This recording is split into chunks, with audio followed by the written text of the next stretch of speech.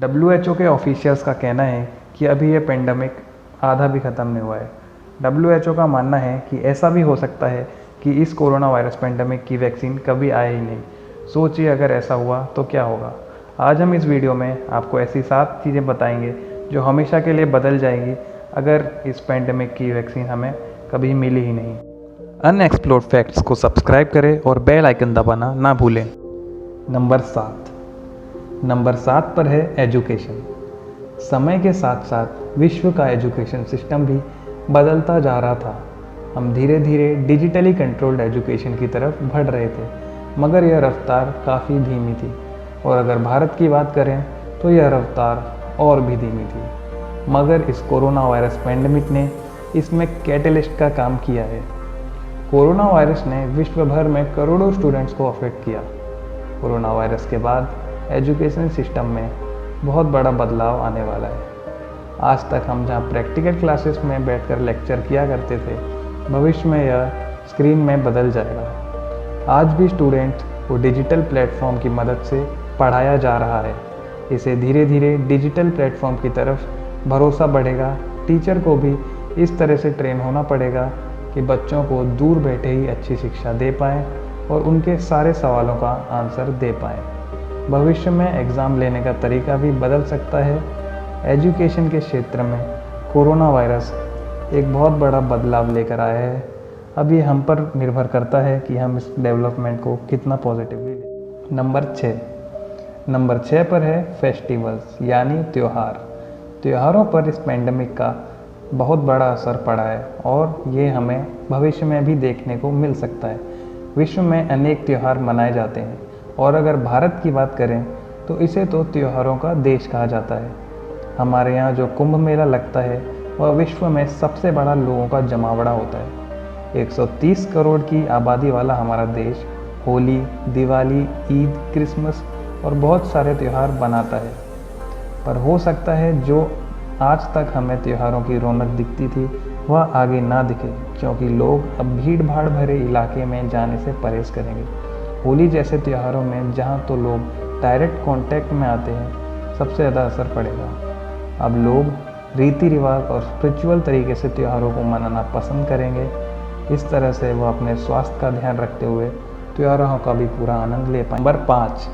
Number 5 पर है jobs. सिर्फ भारत में ही कोरोना वायरस की वजह से 100 मिलियन जॉब पर असर पड़ा।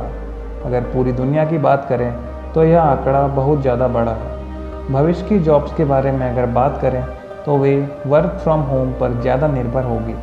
आपको आपका ज़्यादातर काम घर से ही करना होगा। पहले की तरह अब आप साथ में काम पर नहीं जा पाएंगे, आपको शिफ्ट्स में काम करना पड़ेगा। अगर हम जॉब की बात करें तो यहाँ हम सिर्फ काम नहीं करते हैं, हम अपने कलीग्स के साथ एक सामाजिक रिलेशनशिप भी बनाते हैं, जो कि अब डिजिटली ज़रा मुश्किल होगा, मगर हमें यह मैनेज करना सीखना होगा। कंपनीज़ के लीडर्स को भी यह ध्यान रखना होगा कि वह अपने लोगों को उसी तरह से लीड कर पाए जैसे वे पहले किया करते थे। और जो भी ऐसे काम हैं जैसे कि इंफ्रास्ट्रक्चर और कंस्ट्रक्शन से रिलेटेड, प्रोडक्शन से रिलेटेड, जहां लोगों का मौजूद होना आवश्यक है, वहां पर शिफ्ट में काम करवाया जाएगा ताकि सोशल डिस्टेंसिंग बनाई जा सके। सही प्रिकॉशन लेकर यह काम पहले जैसी गति से हो पाएंगे। भविष्य की जॉब्स को देखते हुए हमें अपनी स्किल्स पर काम करना चाहिए और ज़्यादा से ज़्यादा ऑनलाइन प्लेटफॉर्म्स का इस्तेमाल करना सीखना चाहिए। नंबर 4 पर है इकोनॉमी यानी अर्थव्यवस्था। कोरोना वायरस की वजह से उन्हीं देश को सबसे ज़्यादा नुकसान पहुंचा है जिनकी अर्थव्यवस्था टूरिज़्म पर निर्भर करती थी। दुनिया की अर्थव्यवस्था में सबसे ज़्यादा जो आर्थिक नुकसान हुआ है उसका कारण है इंपोर्ट और एक्सपोर्ट में आने वाली दिक्कत, क्योंकि कोरोना वायरस की वजह से सभी प्रकार की चीज़ों के आवागमन पर रोक लगा दी गई थी। भविष्य में ऐसे देश जिनकी इकोनॉमी ज़्यादातर टूरिज़्म पर निर्भर करती है, इनको अपनी इकोनॉमी का एक बड़ा हिस्सा मैन्युफैक्चरिंग, एग्रीकल्चर, प्रोडक्शन आदि क्षेत्रों में बदलना पड़ेगा। ज़्यादा से ज़्यादा देश अब आत्मनिर्भर बनने का प्रयत्न करेंगे, जिसकी वजह से सप्लाई चेन में एक बड़ा बदलाव आने की उम्मीद है। निश्चित रूप से यह कोरोना वायरस के बाद वाला काल वैश्विक अर्थव्यवस्था को पूरी तरह से बदल कर रख देगा। नंबर 3 पर है इंफ्रास्ट्रक्चर। हाल ही में हमने देखा कि विश्व भर में संक्रमित लोगों की संख्या अचानक बढ़ने लगी। संक्रमण को देखते हुए हमारे पास उतना अच्छा इंफ्रास्ट्रक्चर नहीं था जितना होना चाहिए। इटली जैसे देशों में वेंटिलेटर की कमी होने के कारण वहाँ एक बहुत ही चिंताजनक स्थिति बनी। इस पेंडेमिक से सीख लेते हुए अब कई देशों में हेल्थ केयर इंफ्रास्ट्रक्चर पर काफ़ी ज़्यादा ध्यान दिया जाएगा। भविष्य में हमें कई सारे हॉस्पिटल्स मूलभूत सुविधाओं के साथ बनते हुए देखने को मिलेंगे। मेडिकल हेल्थ केयर में आर्टिफिशियल इंटेलिजेंस, रोबोटिक्स का इस्तेमाल किया जाएगा। हमें मैन्युफैक्चरिंग सेक्टर और भी ज़्यादा ऑटोमेशन के साथ देखने को मिल सकता है। भविष्य के इंफ्रास्ट्रक्चर पर इस पेंडेमिक का काफ़ी बड़ा असर पड़ेगा। अब ये हम पर निर्भर करता है कि हम इससे कितना सीख सकते हैं। नंबर दो पर है ट्रैवलिंग। ट्रैवलिंग हमारे जीवन का एक बहुत ही अहम हिस्सा है। अपने काम के सिलसिले में अक्सर हम काफ़ी ट्रैवल करते हैं।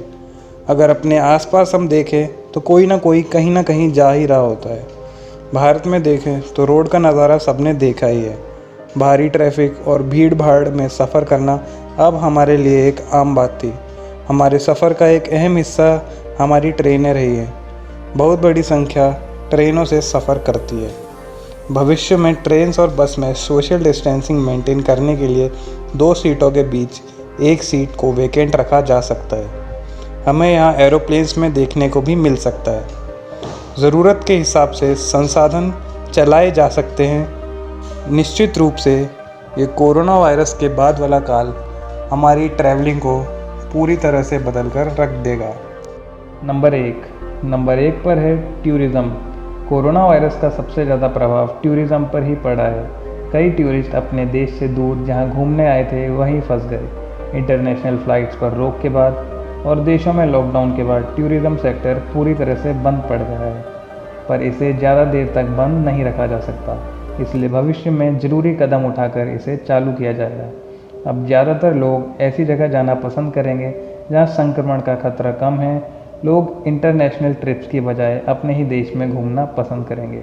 इंटरनेशनल टूरिस्ट इस माहौल में घूमने से ज़रा परहेज़ करेंगे। अब किसी भी जगह होटल्स और हेल्थ केयर इंफ्रास्ट्रक्चर उस जगह के टूरिज़्म को प्रभावित करेगा।